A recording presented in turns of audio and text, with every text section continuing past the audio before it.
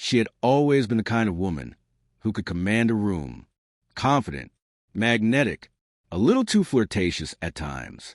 When we first met, I found it charming how people gravitated to her, how her laughter lit up any space. I never imagined that same charm would one day be weaponized against me, used to humiliate me in front of the very people who once called us the perfect couple. It all began to unravel the night she didn't invite me to her office party. Correction, the night she excluded me. She said it was a private employee event to celebrate a major client acquisition. I didn't argue. I was a supportive husband. I trusted her, but something about it didn't sit right. It wasn't insecurity. It was instinct, a quiet knowing born from subtle changes. Her phone now had a password. She started working late nearly every night, yet never brought home a laptop. She smelled of unfamiliar cologne and claimed it was a new shampoo. So I waited, watched, listened. I didn't accuse. I observed. I logged each inconsistency like silent timestamps, missed calls, vague plans, unconvincing smiles. Then came the whispers from mutual friends, the awkward smiles from her co-workers when I once showed up unannounced to drop off a scarf she forgot. I knew something was wrong. Not paranoia, proof. So I dug, not like a madman, but methodically. Meetings on her calendar that didn't exist. Dinner receipts she tried to hide. And then a hotel booking under her name for 2 guests. The same weekend, I was told she was attending a leadership seminar. When I gently confronted her, she cried, gave me half-truths, told me I was being paranoid. But liars talk too much when they should just listen. And that's when I decided I wouldn't yell, I wouldn't beg, I wouldn't crumble. I'd wait, because some truths need to explode in front of a crowd. And she gave me the perfect stage. It was the biggest night of her company's year. A black-tie gala meant to impress board members and investors. And she walked in with him on her arm, her lover, like I didn't exist, like I was some old chapter she'd outgrown. She smiled that smug smile that said, I've moved on. You can't stop me. But I wasn't trying to stop her. I'd already spoken to the company's CTO, a former university friend of mine. I had shown him just enough.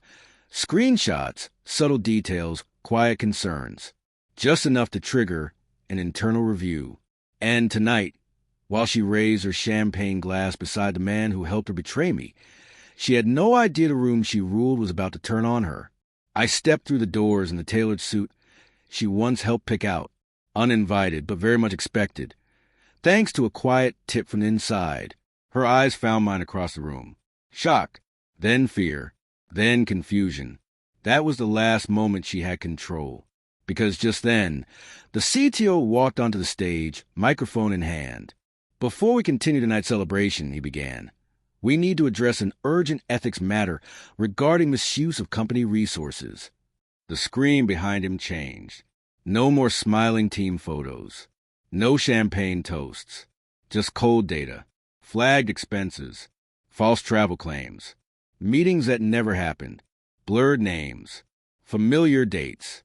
And then grainy surveillance photos, hotel lobbies, restaurant tables, her holding hands with him, her company badge clipped to her bag. The ballroom went silent. Gasps, whispers, shifting glances. She stood frozen, her glass trembling. Her lover backed away like a roach caught in light.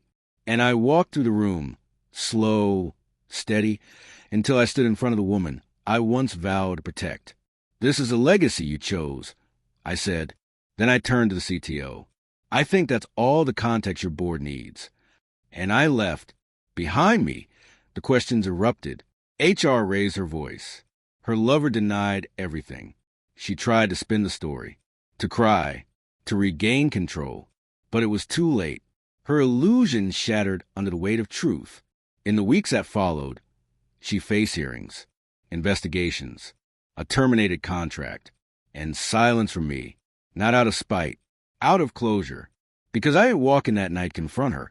I walked in to turn her perfect evening to ash.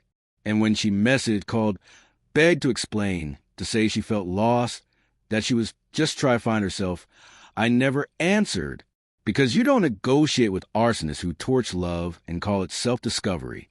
You let them stand in the ruins they created, and you walk away with your dignity intact and your silence louder than anything she ever said.